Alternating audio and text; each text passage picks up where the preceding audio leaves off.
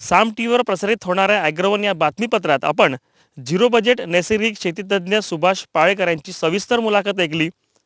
आता प्रत्यक्ष शेतामध्ये ते आपल्यासोबत आहेत. एकूणच झिरो बजेट नैसर्गिक शेती किती शाश्वत आहे आणि विदर्भातील शेतकऱ्यांसाठी ती कशी फायदेशीर ठरू शकते याबद्दल आपण सविस्तर त्यांची चर्चा करूया. सर्वप्रथम आपण पाळेकर सरांची चर्चा करूया. सर, तुमचं स्वागत. प्रत्यक्ष झिरो बजेट नैसर्गिक पद्धतीनं ज्या शेतामध्ये शेती होते तिथं आपण आहोत. सर्वप्रथम झिरो बजेट शेती नेमकी काय?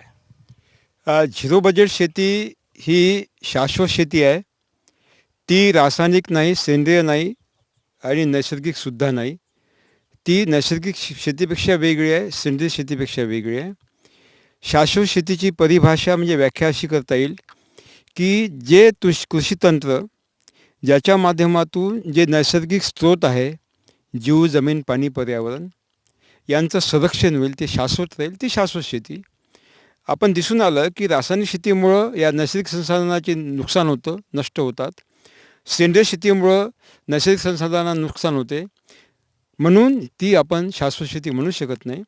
झिरो बजेट नैसर्गिक शेतीच अशी एक तंत्र आहे की ज्यामध्ये जीव, जमीन, पाणी, पर्यावरणाचा विनाश टळतो, ग्लोबल वॉर्मिंग घटते, वायुमंडलमध्ये जो बदलाव होत आहे हवामानामध्ये तो आपण रोखू शकतो.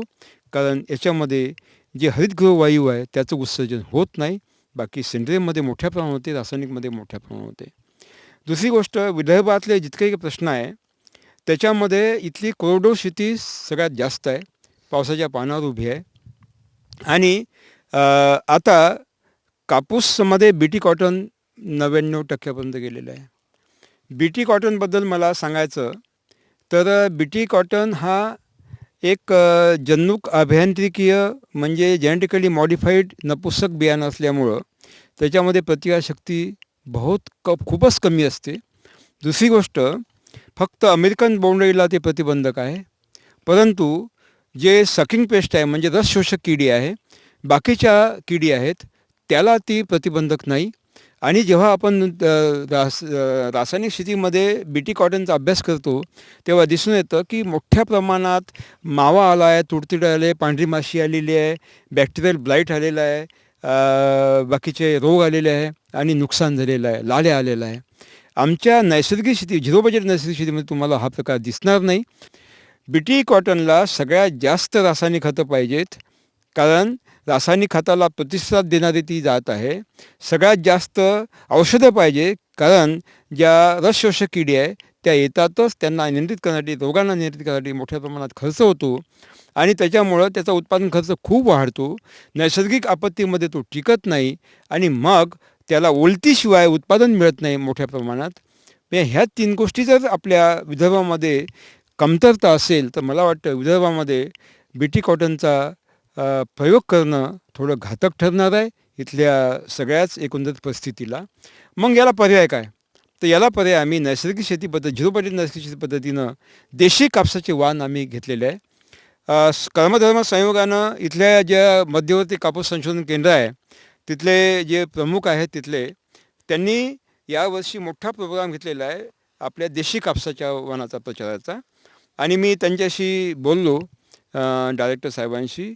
त्यांनी आमच्या शेतकऱ्याला ते बियाणं मोफत दिलेलं आहे. देशी कापसाचं बियाणं झिरो बजेट नैसर्गिक शेतीमध्ये अतिशय उत्तम प्रतिसाद देते आहे. सर, तुम्ही म्हणता की झिरो बजेट शेती आणि दुसरीकडे शोकांतिका अशी आहे की विदर्भातले शेतकरी मॅक्झिमम कर्जबाजारी झाले आहेत. कर्जबाजारीपणामुळे ते आत्महत्या करत आहेत. सर, तर हे कसं शक्य आहे? म्हणजे कुठलेही खर्च न करता शेती? याला कारण की अतिशय नवीन तंत्र आहे, त्याच्यामुळे ऐकणाऱ्याला खूप आश्चर्य वाटतं की एका गायीपासून 30 एकरची शेती कशी काय होऊ शकते. आणि मग तुम्ही म्हणता का रासायनिक खत टाकायचं नाही, सेंद्रिय खतं टाकायचे नाही, शेणखत टाकायचं नाही, काहीच टाकायचं नाही, हे कसं शक्य आहे? आणि मग किडी कशा येणार नाही, रोग कसे येणार नाही, हे आम्हाला काही पटत नाही, अशी प्रतिक्रिया प्रत्येकाची असते. मग तो कृषी विद्यापीठाचा शास्त्रज्ञ असो की आमचा सामान्य शेतकरी असो, कारण त्याची मानसिकता आता बनलेली आहे. पण मी उदाहरण देतो की मोठमोठ्या जंगलामध्ये जा, तुम्हाला आंब्याचं, चिंचेचं मोठं झाड दिसेल, अगणित फळांनी अगदी लदबदलेलं, बिना मानवी सहायता, म्हणजे ते मानवाची उपस्थिती अजिबात नाही आहे, कोणतीही सहायता नाही, दरवर्षी अगणित फळे देतं. का? जंगलातल्या कोणत्याही फळाचं झाडाचं कोणतेही पान तोडा, जगातल्या कोणत्याही प्रयोगशाळेत तपासा, तुम्हाला नायट्रोजनची कमतरता दिसणार नाही, फॉस्फेटची नाही, पोटॅश नाही, कोणत्याही अन्नद्रव्याची कमतरता नाही. म्हणजे मिळालं आहे. कुठून घेतलं? कोणतंही झाड 3 जागेतून अन्नद्रव्य घेते. एक म्हणजे सूर्यप्रकाशापासून सूर्यशक्ती घेते. एका चौरस फुटाला, एका दिवसाला 1 चौरस फूट पान 12.5 किलो कॅलरी सोलर एनर्जी म्हणजे सूर्यशक्ती गोळा करते. त्यापासून आपल्याला 4.5 ग्रॅम खाद्य निर्मिती करते. 1.5 ग्रॅम आपल्याला दाण्याचं उत्पादन मिळते. 2.25 ग्रॅम आपल्याला फळांचं आणि भाजीपाल्याचं टनेज मिळते. म्हणजे याचा अर्थ रेशो ठरलेला आहे. आणि सूर्य जो सूर्यप्रकाश देते तो फुकटात देतो, आपल्याला विकत घ्यावं लागत नाही. पाणी दुसरी गोष्ट, त्याला पाणी पाहिजे. पाणी मुळ्या वाटतं जमिनीतून घेते मुळ्या. पाणी हे मान्सूनचे ढगं देतात. मान्सून जेव्हा हिंद महासागरात प्रवेश करतो कृत्तिका नक्षत्रामध्ये मे महिन्याच्या पहिल्या हप्त्याला, तर हिंद महासागरातून, अरबी समुद्रातून, बंगालच्या उपखाडीतून प्रचंड प्रमाणात 700 घनमैल बाष्प तो जमा करतो. त्याचे ढगं बनतात आणि ते ढगं जेव्हा आपल्या देशात येतात, पाणी देतात, तेव्हा आपल्या नद्या नाल्यांना पाणी मिळतं, विहिरीला पाणी मिळतं. म्हणजे ढगांनी पाणी दिलेलं मान्सून बिल पाठवत नाही. आणि तिसरी गोष्ट, हवेतून सूर्यप्रकाश आपला कार्बन वायू घेतं पान. कार्बन वायू चा बिल हवा पाठवत नाही. आणि तुम्हाला आश्चर्य वाटेल की 98.5% शरीर कोणत्याही पिकाचं हे हवा पाण्यापासून आणि सूर्यशक्तीपासून बनते. म्हणजे फक्त 1.5% जमिनीतून घेते आणि ते अन्नद्रव्य म्हणजे सूक्ष्म अन्नद्रव्य आहे आणि जमीन अन्नद्रव्यानं संपृक्त आहे. मला सांगा, जंगलातल्या झाडाच्या पानामध्ये जर नत्राची कमतरता नाही, फॉस्फेटची, पोटॅशची नाही, मायक्रोन्यूट्रियनची कमतरता नाही, म्हणजे ते मिळालं. आपण दिलं नाही, जमिनीतून घेतलं ना. मग जमिनीत नसतं तर कमतरता आली असती, पण कमतरता नाही आली. म्हणजे जमिनीत आहे, जमीन अन्नपूर्ण आहे, जमीन महासागर आहे. फक्त एकच की जमिनीमध्ये जेवढे काही अन्नद्रव्य आहे ते पिकाला ज्या स्थितीत पाहिजे त्या स्थितीत नाही आहेत. म्हणजे जसं पिकाला पाहिजे भाकर, पिकाला पाहिजे पोळी, शिरलेलं अन्न पाहिजे, आणि जमिनीमध्ये शिरलेलं अन्न नसतं, तिथे दाण्याच्या रूपात असतं. म्हणजे आपल्या घरी जसं आपण दाणे खाऊ शकत नाही, तसंच कोणत्याही पिकाची मुळी हे दाण्याच्या रूपात अन्नद्रव्य घेऊ शकत नाही. त्यांना शिजवलेलं पाहिजे आणि शिजवण्याचं काम अनंत कोटी जीवाणू करतात. आणि ते जीवाणू आपण रासायनिक खत शेतीनं मारलेलं आहे, सेंद्रिय शेतीनं मारलेलं आहे. कारण सेंद्रिय शेतीमध्ये कॅडमियम, आर्सेनिक, मर्क्युरी, लेड अत्यंत खतरनाक विषारी जड पदार्थ असतात. त्याच्यामुळे ते जीवाणू मरतात आणि ह्युमस निर्माण होत नाही. ह्युमस नष्ट करण्याचं काम रासायनिक आणि सेंद्रिय शेती करते. याचा अर्थ असा की आपल्याला खतं नको. 98.5% जर शरीर कोणत्याही पिकाचं हवा पाण्यापासून बनते, सूर्यशक्तीपासून बनते आणि ते फुकट देते, तर वरून टाकण्याचा प्रश्नच नाही. आपल्या डोक्यातलं खात काढून टाका. आपल्या जमिनीत सगळंच काही आहे, पण ते भाकरीच्या रूपात नाही आहे, ते दाण्याच्या रूपात आहे. पकवणारे जीवाणू म्हणजे आपल्याला फक्त जीवाणू जमिनीत पाठवायचे आहे. मग मी विचार केला की जीवाणूचं विरजन कोणतं सगळ्यात चांगलं. मग मी सगळ्या जातींच्या गायींचं शेण तपासलं, मूत्र तपासलं, बैलांचं, म्हशीचं, जर्सी होल्स्टीनचं, आणि शेवटी दिसून आलं की जर्सी होल्स्टीन हा गाय नाही आहे, एक वेगळा खतरनाक प्राणी आहे. त्याचं शेण आपल्याला काही कामाचं नाही आहे, मूत्र काही कामाचं नाही. पण देशी गायीचं शेण अद्भुत विरजन आहे. 1 ग्रॅम जीवाणूमध्ये आपल्या शेणामध्ये देशी गाईच्या 300 कोटी ते 500 कोटी जीवाणू मिळतात. आणि मग मी अभ्यास केला की 1 एकराला किती शेण पाहिजे, आणि मग 1000 किलोपासून 1 किलोपर्यंत वेगवेगळ्या मात्रेमध्ये मी पिकावर त्याचे प्रयोग केले. आणि सतत 6 वर्षांना दिसून आलं की काहीही आवश्यकता नाही. फक्त 1 एकराला महिन्यातून निघता 10 किलो देशी गाईचं शेण पाहिजे, विरजन म्हणून, खत म्हणून नव्हे. आणि एक गाय एका दिवसाला 11 किलो शेण देते, म्हणजे महिन्यातून एकदा टाकायचं आहे.